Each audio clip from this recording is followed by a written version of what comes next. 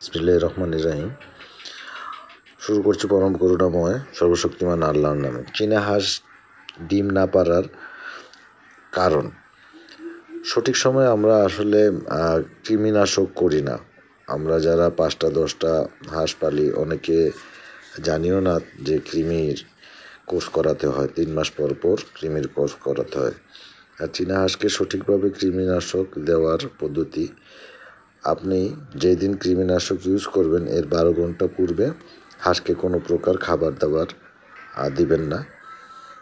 এরপর 12 ঘন্টা পরে হাঁসটিকে নিয়ে আপনি কৃমিনাশক ওষুধ আছে, কৃমিনাশক ওষুধ আপনার রানেটা কোম্পানির অ্যাভিনেক্স, এই ওষুধটি 1 গ্রাম পাউডার 1 লিটার পানির সাথে মিশিয়ে ভালোভাবে মিশিয়ে আপনি সিরিঞ্জের মাধ্যমে আপনার হাঁসকে, চীনা হাঁসকে খাওয়াতে পারবেন। ভিডিওতে আমি দেখিয়ে দিচ্ছি কিভাবে আপনারা খাওয়াবেন। এই পদ্ধতিতে খাওয়ালে আসলে কৃমিনাশকটা হাঁসের পেটে চলে যায় ঠিক মতো।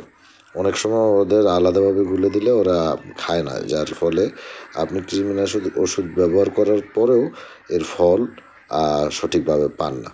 তাই আমার মতো একটি সিরিজ নেবেন এবং এরকম একটি চিকন পাইপ সংযুক্ত সিরিজ নিয়ে আপনি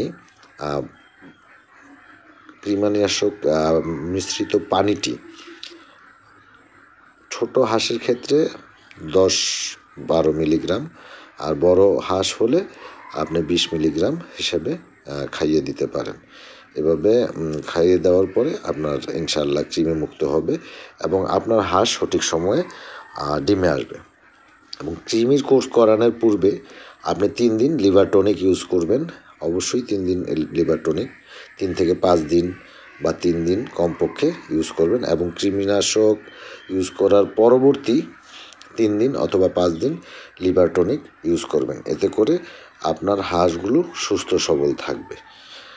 আর আমরা সাধারণত কৃমিনাশক করার পরেও অনেকের ডিম আসে না। সেক্ষেত্রে আপনার হাঁসটি যদি অসুস্থ থাকে তাহলে ডিম আসবে না। সঠিক পুষ্টি ভিটামিনের অভাব থাকলে আসবে না।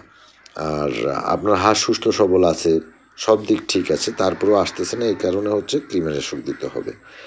আর এগুলো হচ্ছে আমার পাতি হাঁস, এগুলোকে অবশ্য সিরিঞ্জের মাধ্যমে কৃমিনাশক করি না, এগুলোকে পানির মাধ্যমে মিশ্রিত করে দিলেই অটোমেটিক খেয়ে নেয়।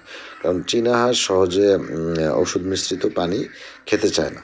আর এই হাঁসগুলোকে আপনি যেভাবে খুশি ওভাবেই দিতে পারবেন।